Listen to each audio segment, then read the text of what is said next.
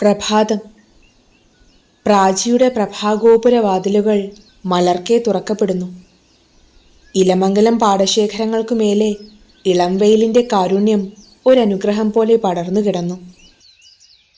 ഇതേ നേരത്തു തന്നെയാണ് പാഴൂർ ഇല്ലത്തിൻ്റെ പൂമുഖവാതിലുകൾ വനിതയും തിരുമേനി തുറന്നിട്ടത്. ഉറക്കമില്ലാത്തൊരു രാത്രിയായിരുന്നുവെങ്കിലും ആ പൊയ്പോയ രാവ് വനിതയിനൊരു ക്ഷീണവും നൽകിയിട്ടില്ല. എത്ര ദിനരാത്രങ്ങൾ ഒരുപോലെ ഉറക്കമിളച്ചാലും വനിതയും തിരുമേനിയെ സംബന്ധിച്ചിടത്തോളം ക്ഷീണമെന്നത് അരികെ കൂടി പോലും പോകില്ല. ശ്മശാനത്തിൽ നിന്ന് മടങ്ങിയപ്പോഴേക്കും സൂര്യൻ ഉദിച്ചുയർന്നു കഴിഞ്ഞിരുന്നു. പിന്നെ തെല്ലും വിശ്രമിക്കാൻ നേരമില്ല. കുളിച്ചു ദേഹശുദ്ധി വരുത്തി നേരെ പൂജാമുറിയിലേക്ക് കയറുകയും ചെയ്തു. ഒരു പൂജ കഴിഞ്ഞിരിക്കുന്നു, ഇനി ചെറിയൊരു പൂജയേ വേണ്ടൂ. അതിനുള്ള ഇടവേളയിലാണ് സ്വയം ചെന്ന് പടിപ്പുരവാതിൽ തുറന്നിട്ടത്. വീണ്ടും വിജയങ്ങൾ കൊയ്യാൻ ആരംഭിക്കുന്നു. ഇപ്പോൾ മനസ്സുപോലെ കാര്യങ്ങൾ നീങ്ങി തുടങ്ങിയിട്ടുണ്ട്. ഇടക്കാലത്ത് സംഭവിച്ച പതർച്ചയ്ക്ക് കാരണം അപ്പുക്കുട്ടൻ്റെ അദൃശ്യനേത്രങ്ങളാവാം. അപ്പുക്കുട്ടൻ. തിരുമേനിയുടെ ചുണ്ടിൻ്റെ കോണിൽ ഒരു പരിഹാസച്ചിരി വിരിഞ്ഞു. അവൻ വന്നാൽ അടിയന്റെ തലപോകുമെന്ന് ആരോ പറഞ്ഞു കേട്ടിട്ടുണ്ട്.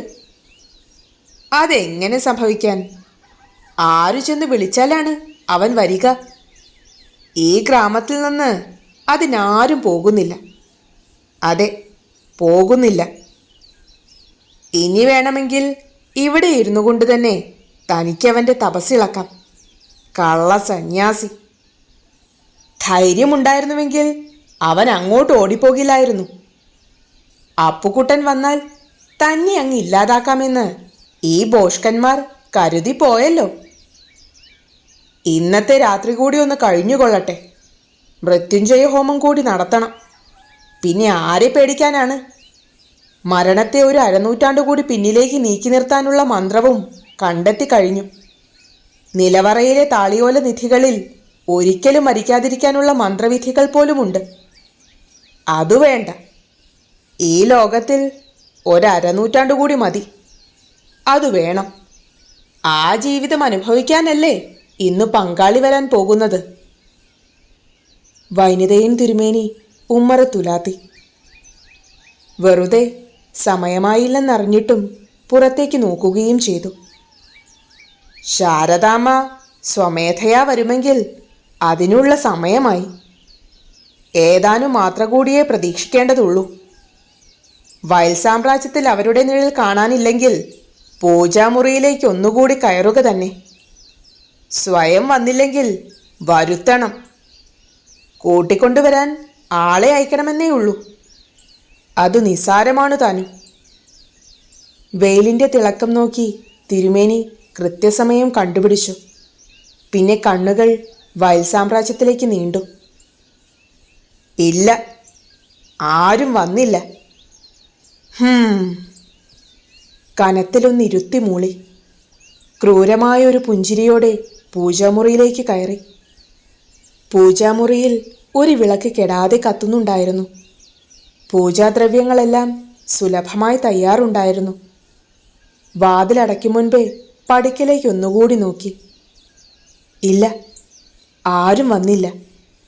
ആരോടോ ഉള്ള വാശി പോലെ ആ വാതിൽപ്പാളികൾ ചേർത്തടച്ചു. വൈനതയൻ ആവണിപ്പലകയിൽ പത്മാസനമിട്ടിരുന്നു. കൊളുത്താത്ത വിളക്കുകളിലേക്ക് രൂക്ഷമായൊന്ന് നോക്കി. മിഴികളിൽ നിന്ന് ചിതറിയ അഗ്നിശലാകയിൽ നിന്നെന്നോണം ആ വിളക്കുകളും പൊടുന്നനെ കത്താൻ തുടങ്ങി. പൂജാമുറി പ്രകാശപൂരിതമായി.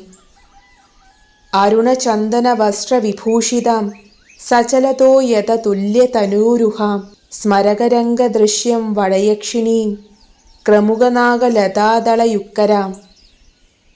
രക്തചന്ദനം പോലെ ചുവന്ന വസ്ത്രം ധരിച്ചവൾ, കാർമേഘ സദൃശ്യമായ രോമങ്ങളോട് കൂടിയവൾ, മാൻകണ്ണിയും അടയ്ക്ക വെറ്റിലകൾ കയ്യിൽ ധരിച്ചവളുമായ വടയക്ഷിണിയെ സ്മരിക്കണം.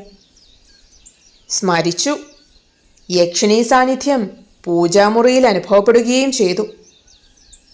എത്രയോ നാളുകൾക്ക് ശേഷം വൈനതേയൻ ഒരു മൂർത്തിയെ പ്രത്യക്ഷപ്പെടുത്തുകയായിരുന്നു. പോയ വർഷങ്ങളിൽ നിന്ന് വ്യത്യസ്തമായി വൈനിതയും ചെയ്ത ഒരേയൊരു നല്ല കാര്യം അതായിരുന്നു. കാര്യത്തിനും വെറുതെയും മൂർത്തികളെ ഉപയോഗപ്പെടുത്താതിരിക്കുക. പക്ഷേ ഇപ്പോൾ അതുകൂടാതെ കഴിയില്ലല്ലോ. ആവശ്യം തന്നെ സംബന്ധിച്ചിടത്തോളം അത്ര വലുതാണ്. മൂർത്തി സാന്നിധ്യത്തോട് കാര്യം അപേക്ഷിച്ചു. ഒരു തടസ്സവും പ്രകടിപ്പിക്കാതെ ഉപാസക ദൗത്യവുമായി വടയക്ഷിണി മണ്ടിക്കഴിഞ്ഞു. ചെല്ലട്ടെ, ചെന്നു കൂട്ടിക്കൊണ്ടുവരട്ടെ.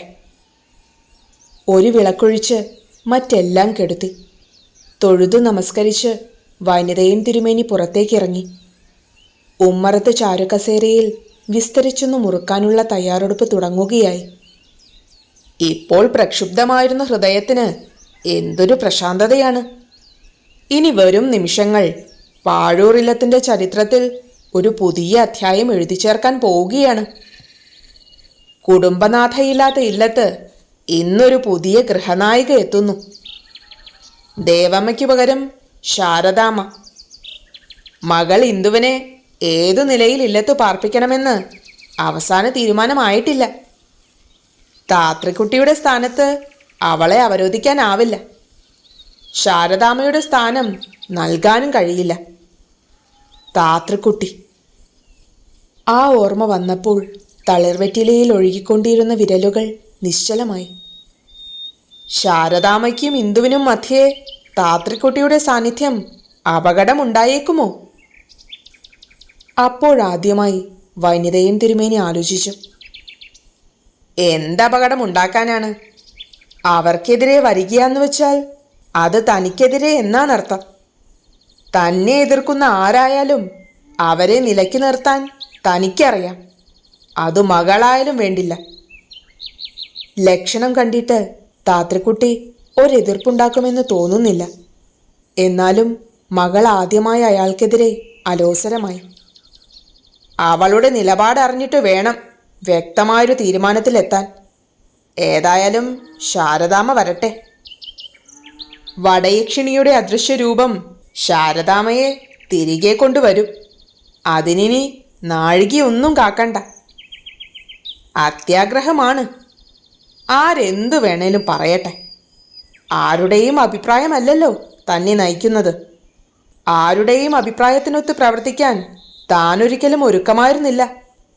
തൻ്റെ യജമാനൻ ഇന്നും താൻ മാത്രമാണ്. ജീവിതാന്ത്യം വരെ അതങ്ങനെ തന്നെ ആയിരിക്കുകയും ചെയ്യും. നാളെ തന്നെ നിലവറയിലെ ഒരു മുറി വൃത്തിയാക്കി ചാണകം മെഴുകിയിടാൻ ദിവാകരനോട് പറയണം. കർമ്മം നടത്തേണ്ടത് അവിടെ വച്ചാണ്. പരമരഹസ്യമായി തന്നെ ചെയ്യേണ്ട കർമ്മം. ഏറ്റവും അടുത്ത ദിവസം തന്നെ ഹോമത്തിനുള്ള സമയം കുറിക്കണം. മൃത്യുവിനെ ജയിച്ചൊരു മാന്ത്രികനും പാഴൂറില്ലത്തുണ്ടായിരുന്നു എന്ന് നാളെ ലോകം പറയട്ടെ. മനസ്സിൽ മോഹങ്ങളുടെ എഴുനിലമാളിക പണിത് സുഖിക്കുകയാണ് വനിതയും തിരുമേനി. മനുഷ്യന്റെ ആഗ്രഹങ്ങൾക്ക് അറുതിയില്ല. ഇത്ര കാലവും ശത്രുസംഹാരം മാത്രമായിരുന്നു സ്വപ്നം. അത് ഓരോന്നായി തീർന്നുകൊണ്ടിരിക്കുമ്പോൾ ഇനി മരണത്തെ തോൽപ്പിക്കണമെന്നായി ആശ. അതിനുള്ള പഴുതുകൾ വ്യക്തമായി എഴുതി സൂക്ഷിച്ചിരിക്കുന്ന താളിയോല ഗ്രന്ഥങ്ങൾ ശേഖരത്തിലുണ്ടെന്നിരിക്കെ തൻ്റെ പ്രയത്നം ഒന്നു മാത്രം മതിയല്ലോ. മനുഷ്യന്റെ ആഗ്രഹങ്ങൾക്ക് അറുതിയില്ല. ഇത്ര കാലവും ശത്രുസംഹാരം മാത്രമായിരുന്നു സ്വപ്നം. അത് ഓരോന്നായി തീർന്നുകൊണ്ടിരിക്കുമ്പോൾ ഇനി മരണത്തെ തോൽപ്പിക്കണമെന്നായി ആശ. അതിനുള്ള പഴുതുകൾ വ്യക്തമായി എഴുതി സൂക്ഷിച്ചിരിക്കുന്ന താളിയോല ഗ്രന്ഥങ്ങൾ ശേഖരത്തിലുണ്ടെന്നിരിക്കെ തൻ്റെ പ്രയത്നം ഒന്നു മാത്രം മതിയല്ലോ അതെല്ലാം സ്വാധീനിക്കാൻ. അത് കണ്ടെത്തണം. ഇന്നേതായാലും വേണ്ട, നാളെ മുതലാകട്ടെ. അജയ്യനാവണം. ഇനിയും ഇനിയും അജയ്യതയെ മാത്രം പുലുകി പുലരണം. മുറുക്കാൻ 100 കോളാമ്പിയിൽ തുപ്പി രസനീയതയോടെ വീണ്ടും ചവയ്ക്കാൻ ആരംഭിക്കുമ്പോൾ പടിവാതിൽക്കൽ നിഴലാട്ടം. മിഴികൾ പൊടുന്നനെ ജാഗരൂകമായി. ശാരദാമ്മ, പിന്നിൽ ഇന്ദു. അവർ പടിക്കെട്ടിൽ വന്നിരിക്കുന്നു. നേരിയ ആഹ്ലാദത്തിൻ്റെ അനുരണനങ്ങൾ ഉൾത്തടങ്ങളിൽ ഉറവെടുക്കുമ്പോഴും അത് മുഖത്തണയാതിരിക്കാൻ തിരുമേനി തത്രപ്പെട്ടു.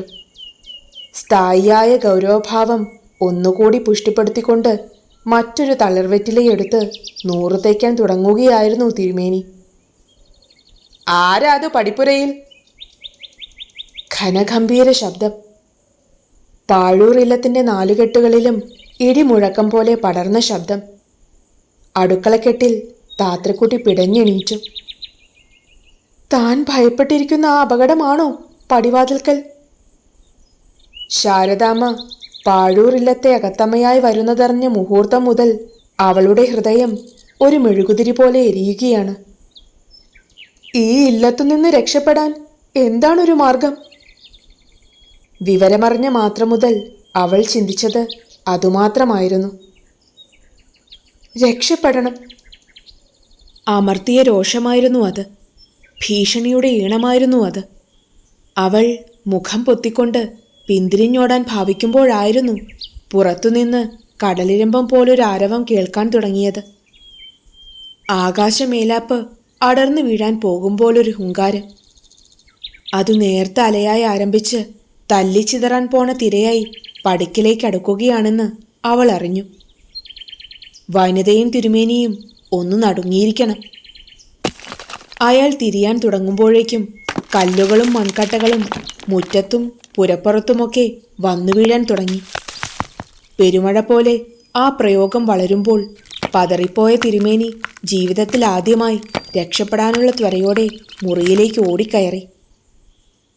അത് ഭയന്നിട്ടാണെന്ന് പറഞ്ഞുകൂടാ. അപ്രതീക്ഷിതമായുണ്ടായ സംഭവം എന്താണെന്ന് അറിയാത്തതുകൊണ്ടായിരുന്നു താനും. 2 or 3 കല്ലിൻ തുണ്ടുകൾ ശരീരത്തിൻ്റെ പല ഭാഗത്തും ഏറ്റിരുന്നു. വേദന തോന്നുകയും ചെയ്തു. അതത്രയും അവഗണിച്ച് അഴികൾക്കിടയിലൂടെ ക്രുദ്ധനയനങ്ങൾ പടിപ്പുരയിലേക്ക് പായിച്ചു. ആ കണ്ണുകൾ ചെമ്പരത്തിപ്പൂ പോലെ ചുവന്നു. കൂട്ടുപുരികങ്ങൾ തമ്മിൽ തല്ലാൻ തുടങ്ങി. പാടൂർ ഇല്ലത്തിനു മുന്നിൽ ഇലമംഗലം ഗ്രാമം മുഴുവനുമുണ്ട്. കൊച്ചു കുട്ടികളടക്കം, ആൺപെൺ വ്യത്യാസമില്ലാതെ, ജാതിമത ഭേദമില്ലാതെ. ഇതിനു മാത്രം ഇപ്പോഴെന്ത് സംഭവിച്ചു? വനിതയുടെ ഹൃദയം പടഹമിടിക്കാൻ തുടങ്ങി. ഇതും 2ാം പ്രാവശ്യമാണ്. ഗ്രാമം അപ്പാടെ തന്നെ എതിർക്കാൻ തുടങ്ങിയിരിക്കുന്നുവെന്ന അറിവ് വനിതയെ ചകിതനാക്കി. ഭയപ്പെടുത്തണമെന്ന് താനും ആഗ്രഹിച്ചിരുന്നു. പക്ഷേ എതിർക്കാൻ ആരും തുനിയരുതെന്നും. ഇവിടെ സംഭവിച്ചത് 2ാമത്തേതാണ്. ആരും ഭയപ്പെടുന്നുണ്ടെന്ന് തോന്നുന്നില്ല. എങ്കിൽ ഇത്തരമൊരു രംഗം ഈ മനയുടെ നടവാതിൽക്കൽ അരങ്ങേറുകയില്ലായിരുന്നു. എന്താണൊരു പോംവഴി? ആ മാന്ത്രിക മഹാഭൗമന്റെ മനസ്സിലപ്പോൾ ഒരു പോംവഴിയും തെളിഞ്ഞില്ല എന്നതാണ് നേര്. നിശ്ചലമായൊരു ഹിമാലയൻ മരവിപ്പിനടിമപ്പെട്ടതുപോലെ തരിച്ചു നിന്നുപോയ നിമിഷങ്ങൾ. പടിവാതിൽക്കൽ നിന്ന് പോർവിളികൾ കേൾക്കുന്നു. ദുഷ്ട, ഇറങ്ങി വാടാ, നിന്നെയും കൊണ്ടല്ലാതെ ഞങ്ങൾ പോകില്ല. ആരുടെയോ വെല്ലുവിളി. ആൾത്തിരക്കിനിടയിൽ നിന്ന് ആ ശബ്ദത്തിൻ്റെ ഉടമയെ കണ്ണുകൾ കൊണ്ടൊരു വട്ടം തിരഞ്ഞു. നിഷ്പ്രയോജനം. നിന്റെ ക്രൂരത ഞങ്ങൾ ഇന്ന് അവസാനിപ്പിക്കും. മറ്റൊരു ശബ്ദം. പടിപ്പുരയിലേക്ക് ജനം ഇടിച്ചു കയറാൻ തുടങ്ങുന്നു. പടിപ്പുരവാതിൽ ശക്തമായി ഉലയുന്നു. അത് പൊളിഞ്ഞു വീഴാൻ തുടങ്ങുകയാണോ? പാടശേഖരങ്ങളിലേക്ക് കൂടുതൽ കൂടുതൽ ആളുകൾ വന്നുകൊണ്ടിരുന്നു. അവരുടെ ഇരമ്പം ഉയർന്നുയർന്നു വന്നു. നിന്റെ എല്ലാ മന്ത്രവിധിയും ഞങ്ങൾ ഇന്നോടെ അവസാനിപ്പിക്കും. വെല്ലുവിളികൾ, ആക്രോശങ്ങൾ.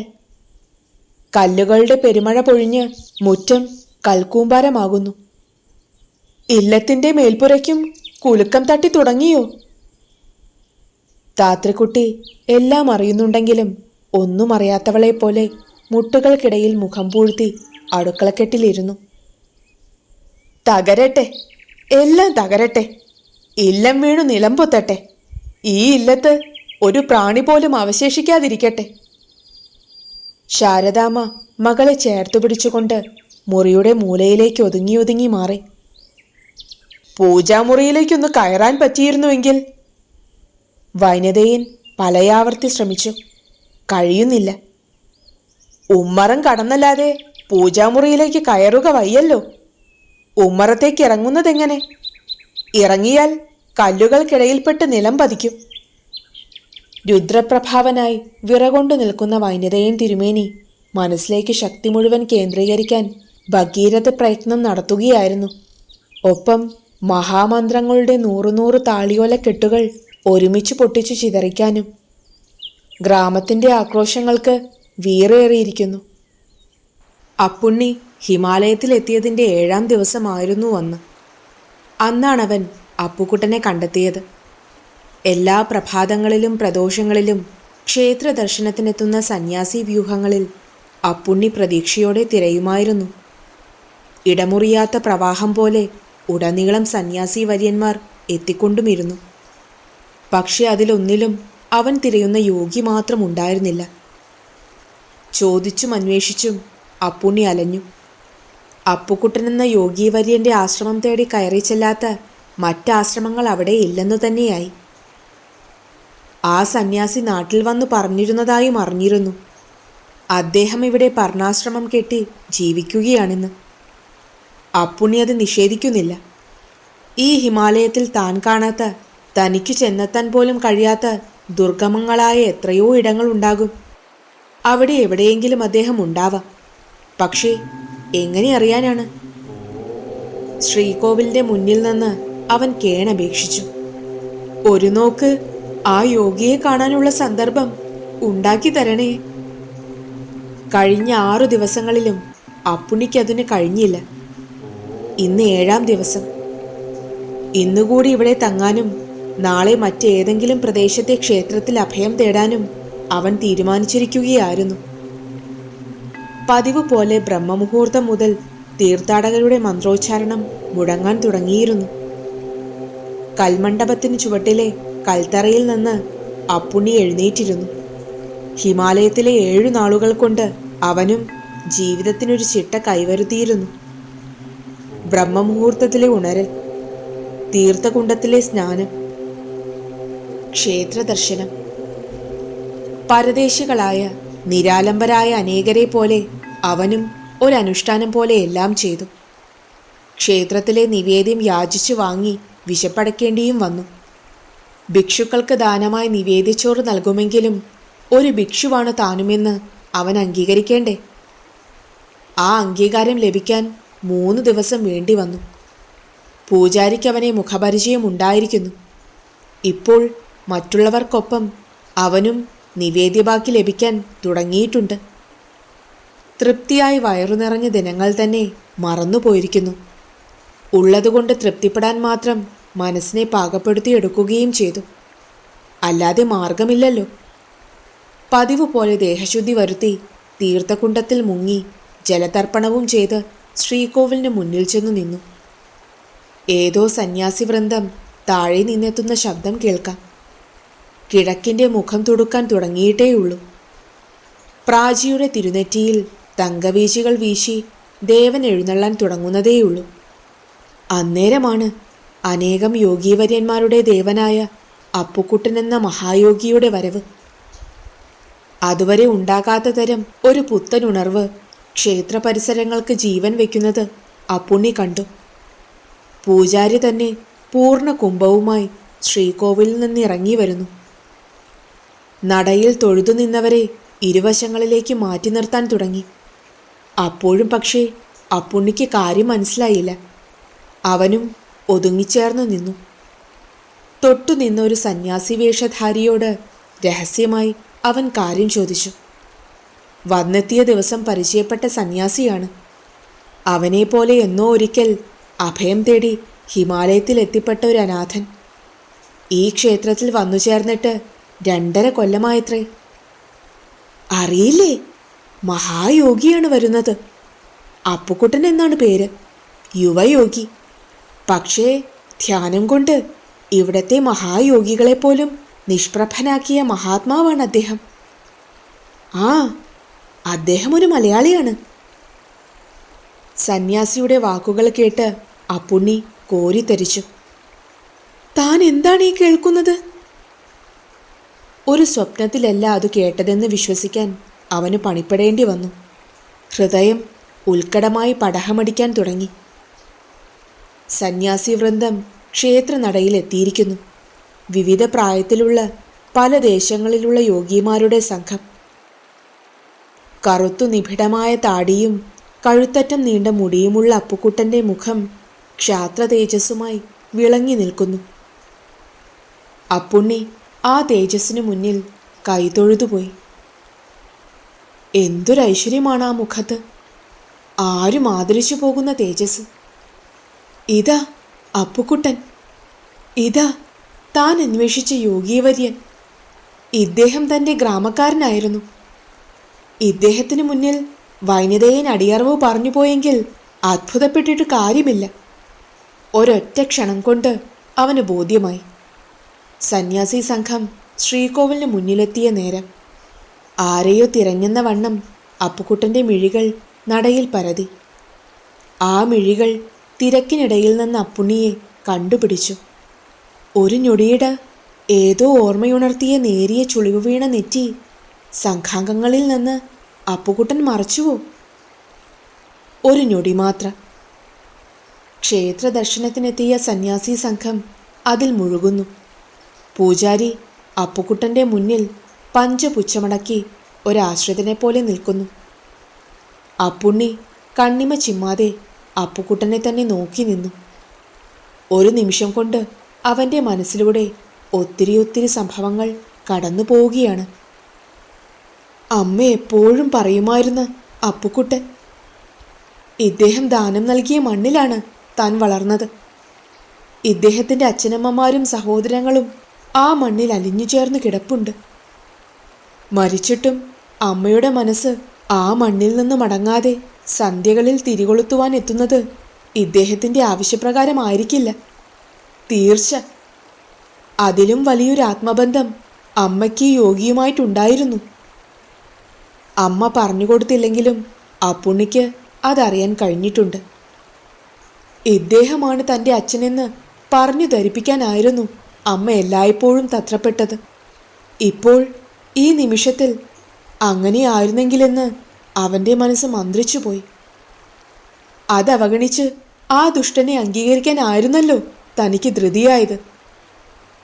ശ്രീകോവിലിന് മുന്നിൽ അർദ്ധനിമീലിത നയനങ്ങളോടെ പ്രാർത്ഥിച്ചു നിന്ന അപ്പുക്കുട്ടൻ്റെ മുന്നിലേക്ക് ഒരു പ്രേരണയാൽ എന്നോണം അപ്പുണ്ണി ഓടിച്ചെന്നു. ആരെങ്കിലും തടയും മുൻപേ അവൻ ആ പാതാരവിന്ദങ്ങളിൽ സാഷ്ടാംഗ പ്രണാമം ചെയ്തു. അപ്പുണ്ണിയുടെ കണ്ണുകൾ നിറഞ്ഞൊഴുകുകയാണ്. അപ്പുക്കുട്ടൻ കണ്ണുകൾ തുറന്നു. പാദങ്ങളിൽ വീണുകിടക്കുന്ന അപ്പുണ്ണിയെ അരുമയോടെ പിടിച്ചെണീപ്പിച്ചു. മധുരതരമായൊരു പുഞ്ചിരി ആ ചുണ്ടുകളിൽ പൂവായി വിരിഞ്ഞു നിന്നിരുന്നു. അപ്പോൾ ഒരുപാട് അലഞ്ഞു അല്ലേ? ഞാനതറിയുന്നു. ഞാൻ ദർശനം പൂർത്തീകരിക്കട്ടെ. നീ ഞങ്ങളോടൊപ്പം ആശ്രമത്തിലേക്ക് വന്നോളൂ. അത്രയുമേ പറഞ്ഞുള്ളൂ. അപ്പുക്കുട്ടൻ സംഘാംഗങ്ങളുടെ നേരെ നോക്കി. അവർ പ്രദക്ഷിണം വയ്ക്കാൻ ഒരുങ്ങുകയായി. സ്വർഗം കിട്ടിയ വാശിയായി അപ്പുണ്ണിക്ക്. മഹായോഗി അനുഗ്രഹിച്ച ആ യുവാവിനെ മറ്റു തീർത്ഥാടകർ അസൂയയോടെയാണ് നോക്കിയത്. അതുവരെ മൂടിക്കെട്ടിയ മനസ്സിലേക്കൊരു കുളിർമഴ പോലെ ആഹ്ലാദം ഒഴുകിയെത്തി. ഇതാ തൻ്റെ ലക്ഷ്യം പൂർത്തീകരിക്കപ്പെടുന്നു. ഇപ്പോൾ ഹിമാലയത്തിലെമ്പാടും ഒരു വസന്തശോഭയോടെ ഇറുങ്ങിയപ്പൂത്ത പൂമരങ്ങൾ മാത്രമേ ഉള്ളൂ എന്ന് അവന് തോന്നി. മഞ്ഞുമലകൾ എങ്ങോ പോയിപ്പോയിരിക്കുന്നു. വീണാവേണു മൃദംഗശംഖധ്വനികളാൽ മുഖരിതമാണ് അന്തരീക്ഷം. മോക്ഷപ്രാപ്തിയിലെത്തിയ ഭക്തൻ്റെ ഉൾപ്പുളകവുമായി അപ്പുണ്ണി സന്യാസിമാർക്കൊപ്പം പ്രദക്ഷിണം വയ്ക്കാൻ തുടങ്ങി. മേനോനും അപ്പുക്കുട്ടി പൊതുവാളും അപ്പുക്കുട്ടൻ്റെ ആശ്രമ കവാടത്തിൽ തൊഴുകൈകളുമായി നിന്നു. സുദീർഘമായൊരു യാത്ര കഴിഞ്ഞതിൻ്റെ ക്ഷീണാധിക്യങ്ങൾ ഇരുവർക്കുമുണ്ടെങ്കിലും അതവർ മറന്ന മട്ടായിരുന്നു. ഒന്നാലോചിച്ചാൽ നിറഞ്ഞ ആഹ്ലാദം തുളുമ്പുന്നുണ്ട് മനസ്സിൽ. യാതൊരു തടസ്സവും കൂടാതെ ഇവിടെ വരെ എത്തിച്ചേരാൻ കഴിഞ്ഞില്ലേ? ഇലമംഗലം ഗ്രാമത്തിലെ 2 മനുഷ്യരെന്ന നിലയ്ക്ക് അതൊരു അത്ഭുതമാണ്. യാത്രയിലുടനീളം ഭയം തുടികൊട്ടുകയായിരുന്നു മനസ്സിൽ. വൈനിതയൻ വിവരമറിഞ്ഞാൽ ഏതു നിമിഷവും അയാളുടെ ദുർമൂർത്തികളെ കൊണ്ട് തങ്ങളെ വേട്ടയാടുമെന്ന ഭയം. എന്തുകൊണ്ടോ അതുണ്ടായില്ല. ഈ ആശ്രമ കവാടത്തിലെത്തിയതിനു ശേഷമാണ് ആശ്വാസത്തോടെ ഒന്ന് നിശ്വസിച്ചതുപോലും. വളരെയേറെ ബുദ്ധിമുട്ടിയാണ് ആശ്രമം കണ്ടുപിടിച്ചത്. ആരുടെയും അനുവാദമില്ലാതെ കവാടം കടന്നു ചെല്ലാൻ മനസ്സനുവദിക്കുന്നില്ല. ശ്രീധരൻ നായരുടെ മകനാണെങ്കിലും അപ്പുക്കുട്ടൻ വെറും അപ്പുക്കുട്ടനല്ലല്ലോ ഇന്ന്. തങ്ങളെ പരിചയപ്പെടുത്തേണ്ടി വരുമോ എന്ന സംശയമേ ഉള്ളൂ. ഏതായാലും അവൻ പറഞ്ഞിട്ട് കടന്നു ചെന്നാൽ മതി. നിതാന്ത നിശബ്ദമായ അന്തരീക്ഷം. അളകനന്ദ ഒഴുകുന്ന കളകളാരവം മാത്രം വ്യക്തമാണ്. അതാകട്ടെ ഒരു ഓംകാര മന്ത്രധ്വനി പോലെ മധുരതരവുമാണ്. തങ്ങളുടെ നാട്ടിലെ അപ്പുക്കുട്ടനാണ് ഈ ആശ്രമാധിപതി എന്നറിയുമ്പോൾ അവ്യക്തമായൊരു ആഹ്ലാദത്തിൻ്റെ അനുരണനങ്ങൾ നുരയിടുന്ന ഹൃദയം. തെല്ലുനേരം നിൽക്കേണ്ടി വന്നു. അപ്പോഴാണ് ഉള്ളിൽ നിന്നൊരു യുവയോഗി പുറത്തേക്ക് വന്നത്. അയാൾ ക്ഷണത്തിൽ അവരുടെ സമീപമെത്തി. ഞങ്ങൾക്ക് അപ്പുക്കുട്ടനെ ഒന്ന് കാണണം. അദ്ദേഹത്തിൻ്റെ ഗ്രാമത്തിൽ നിന്ന് വന്നവരാണ് ഞങ്ങൾ. സ്വാമി ഇവിടെയില്ല. മധ്യാഹ്നം കഴിയും വന്നു ചേരാൻ. തെല്ലകലെ ഒരു ക്ഷേത്രദർശനത്തിന് പോയിരിക്കുകയാണ്. അതുവരെ ദയവായി വിശ്രമിച്ചാലും. യുവയോഗി പറഞ്ഞു. അവരെ അതിഥികൾക്കുള്ള വിശ്രമമുറിയിൽ എത്തിക്കുകയും ചെയ്തു.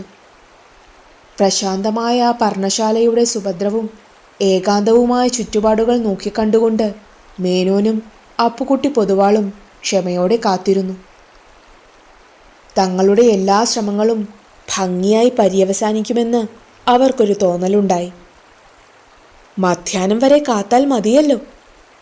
അപ്പുക്കുട്ടൻ വരും. അവനോട് എല്ലാ കാര്യങ്ങളും തുറന്നു പറയണം. ഒപ്പം ഇലമംഗലം ഗ്രാമത്തിലേക്ക് കൂട്ടിപ്പോവുകയും ചെയ്യണം. അല്ലെങ്കിലും അപ്പുക്കുട്ടനില്ലാതെ ആ ഗ്രാമത്തിൽ ചെന്നുകയറാൻ പറ്റുമോ എന്ന് ദൈവത്തിനറിയാം. വൈനതയൻ ഏതായാലും കഥയറിയും. പോരുമ്പോൾ തടയാൻ പറ്റാത്തതുകൊണ്ട് തിരിച്ചു ചെല്ലുമ്പോൾ തീർച്ചയായും ആക്രമണമുണ്ടാകും. തങ്ങളും കരിക്കട്ടകൾ പോലെ കത്തിക്കരിഞ്ഞ് വല്ല വഴിയരികിലും കിടന്നെന്നു വരും. അതോർത്തപ്പോൾ ഇരുവർക്കും ഒരു ഉൾക്കിടലമുണ്ടായി. തങ്ങളുടെ ഗ്രാമത്തിന് സംഭവിച്ച അധോഗതിയോർത്ത് അവരുടെ മനം നൊന്തു. ഭ്രാന്ത് പിടിച്ച് നടന്നപ്പോൾ വൈനതയനെ എറിഞ്ഞു വിട്ടതേയുള്ളൂ. എറിഞ്ഞു കൊല്ലേണ്ടതായിരുന്നു. അതാരും ചെയ്തില്ല. ഗ്രാമത്തിൽ ജീവിക്കാൻ നൽകിയ ഔദാര്യം തന്നെ തിരിച്ചറിയാൻ ആയുധമാക്കി. നാരായണാസ്ത്രം പ്രയോഗിച്ചാലും ഏൽക്കാത്ത ശക്തിയായി അയാൾ പുനർജനിക്കുമെന്ന് ആരറിഞ്ഞു? സ്വന്തം ജനങ്ങളുടെ ദുർവിധി ഓർത്തിരുന്ന് അവർ മയങ്ങി. മധ്യാഹ്നം കഴിഞ്ഞു. ക്ഷേത്രദർശനം കഴിഞ്ഞ് അപ്പുക്കുട്ടനും സംഘവും മടങ്ങിയെത്തി. അതിഥികളുടെ മുറിയിൽ ചാരിയിരുന്നുറങ്ങുകയായിരുന്നു അവർ. അപ്പുക്കുട്ടൻ സന്ദർശകരെ തിരിച്ചറിഞ്ഞു. അവർ നേരെ അവരുടെ സമീപത്തേക്കാണ് ചെന്നത്. അവൻ തന്നെയാണ് അവരെ കുലുക്കി വിളിച്ചതും. അവർ ഉണർന്നു. അപ്പുക്കുട്ടനെ കണ്ട് ചാടിപ്പിടഞ്ഞെണീറ്റു. എന്തോ പറയാൻ നാവെടുത്ത അവരുടെ നാവുകൾ പൊടുന്നനെ ചലനരഹിതമായി.